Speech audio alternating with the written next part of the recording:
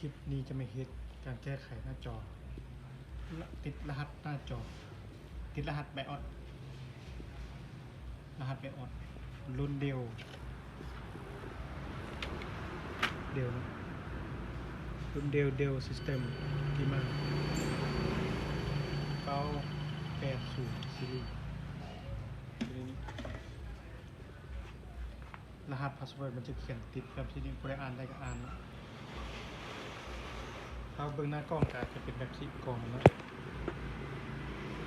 เป็นแบบที่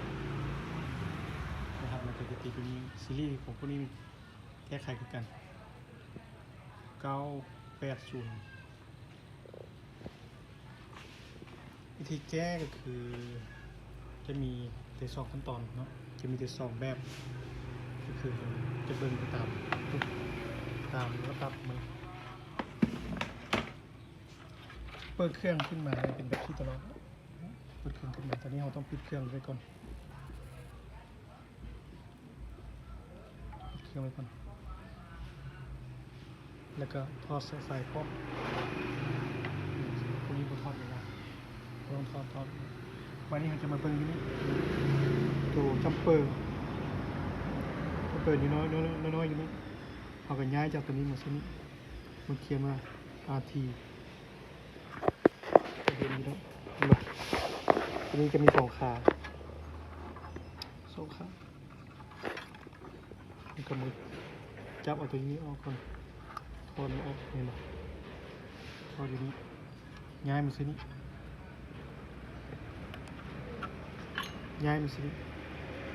แล้วทำมันกดพอ6 วิ1 2 3 4 5 6 1 2 3 4 5 6 7 8 9 10โอเคแล้วก็ได้แล้วนี่แล้วก็กลับคืนมาเอามากลับคืนย้ายมาใส่บนเก่านี้มือเดียวเห็นมันก็บ่ค่อยคัดปานใดโอเคมานี่เอากับเสียบสายเข้าไปถ้ามันได้บ่กับสายเข้าไปแล้วนี่ power on ตอนนี้ฮาร์ดดิสก์มันก็เสียบเข้าไปแล้วออนมันนี่นะตอนนี้มันออนแล้วนี่อัตโนมัติมาแล้วสีฟ้าอันนั้นขึ้นมาบ่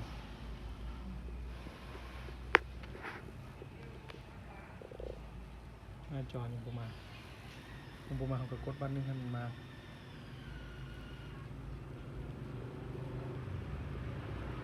อันนี้นี่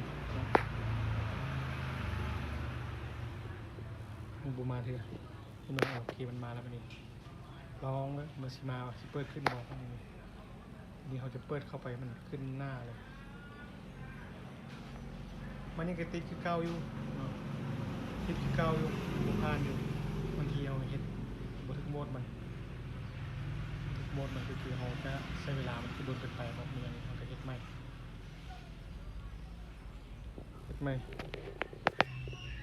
หมดอีกแล้ว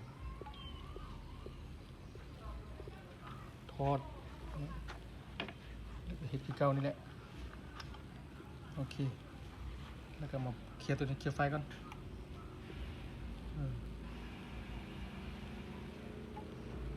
โอเค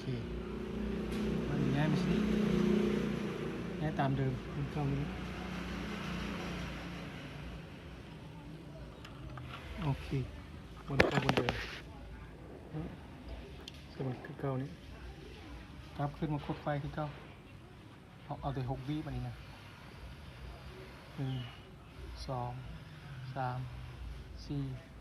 5 6โอเควางออก6 วินี่นะครับง่ายคือเก่าง่ายกลับมาง่ายถึงกลับมาที่บนเก่านี้ง่ายมาเสียบนเก่าไปฮิตมาอยู่นี่แหละแล้วเราก็เสียบสายเข้าโอเคมันจะออนให้เราบอก อนนี้มันบอ่อนแล้วโอเคกดปึ๊บ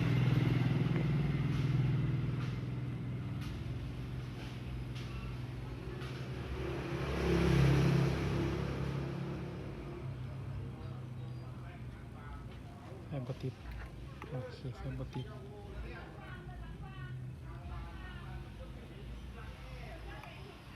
โอเคมาแล้วมัน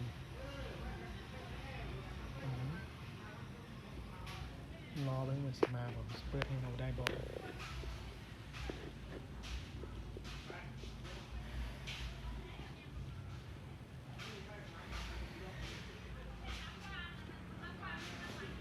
รอไปจุดก่อนเปิดได้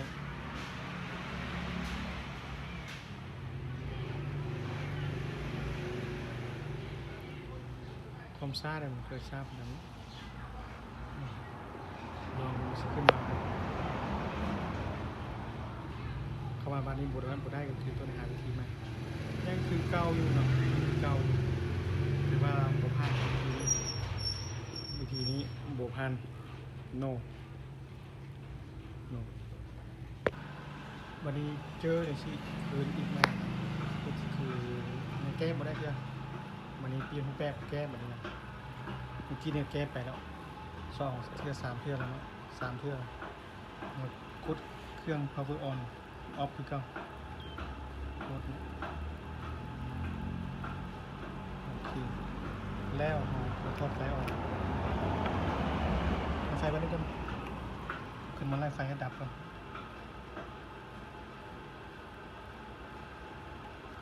โอเคมานี่เขามาทอดนี่คือเก่าทอดจากจับเปิดนี่แหละพอจากนี้ทำขึ้นมาใส่บนเก้านี้ตัวนี้มีแต่บอลเดียวกันมีแต่บอลเดียวก็มาใส่บนเก้านี่แหละใช่แล้วโอเคเดี๋ยวซูมใกล้ๆให้เบิ่งว่ามันยึดซื้อนี่เลยนี่บอกมันเทียบว่าวันนี้มันจะเย็นดีแล้วนี่บอก RT4 รีเซ็ตไปเลยมันกับมาเสียบไฟมันนะเสียบไฟคือเข้าไปพอดีนะเป็นรูปแบบแล้วมันแบบที่3แล้วปุ๊บเข้าไปแล้วเอามาคดออน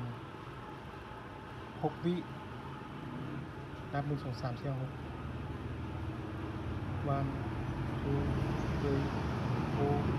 5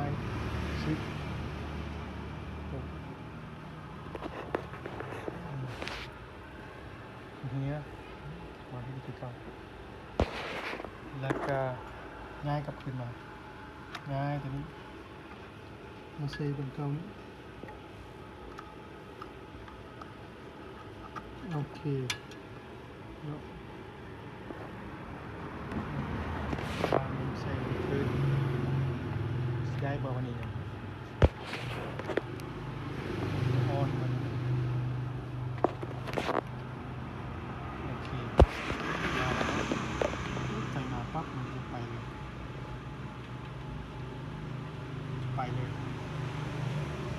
เจอหลายอาการเจอหลายอาการตัวนี้ท่าหนึ่งลงขึ้นมาเลยโอเคแล้วท่าหนึ่ง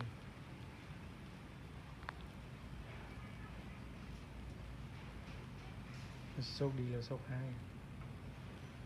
โอเคขึ้นมาแล้ว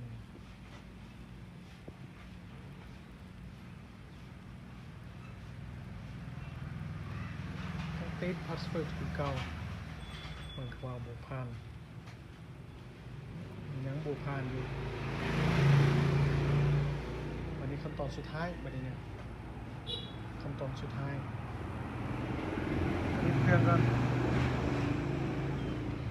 ปิดเครื่องวันนี้มันก็ต้องทอดกระทอดเอาปึ๊บนี่กระทอดมาเสียบบนเดิมนี่เสียบเก้านี่แหละแต่วันนี้จะทอดอันนี้ออกพร้อมเนี่ยนี่เก่าออกพร้อม ไฟเสียบแบบนี้เสียบนี่ก็กดข้าง6คือกัน1 2 3 4 5 6วางนี่ถอดออกแบบนี้ใส่เพิ่มนี่แหละมันต้องเป็นในพวกนี้แหละอันเดียวนี่แหละมันบุมีบนอย่างเปลี่ยนพาสเวิร์ดวันนี้นะผมไปเห็นดูไปเห็นดูนี่แล้วเห็นไปเห็นมานี่มันได้เลยโอเคง่ายตัวนี้เป็นชนิดง่ายเป็นง่ายมาเขียนแบบนี้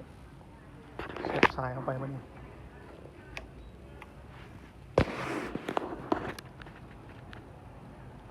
ออนแล้วมันออนแล้ว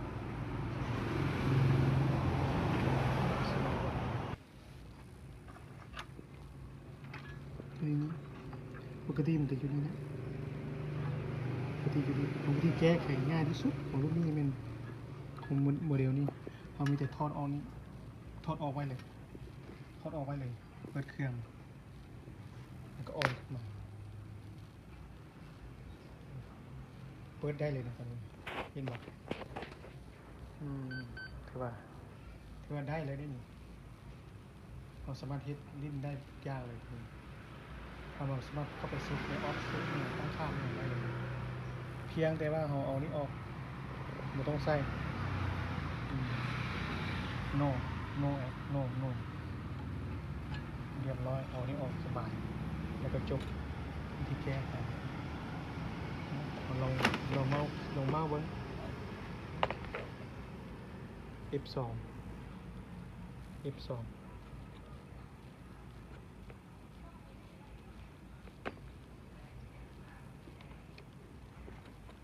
ถ้ามันบนได้กันนี้โอเคเห็นบ่ F2 ตัวเดียว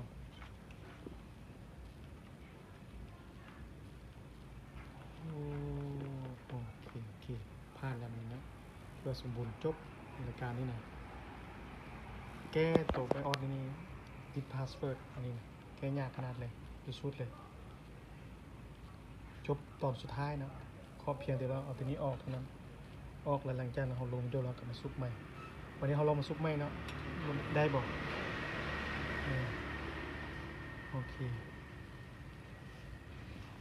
จะมาซุกใหม่คืน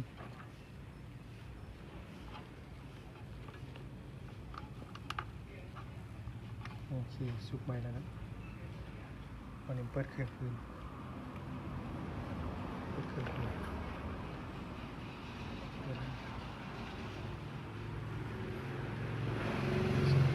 ติดพาสเวิร์ดอีกว่ามันบติดว่าจบในการที่เราเขียนโอเคงานจบแล้วนี่ครบแล้วเป็นแบบ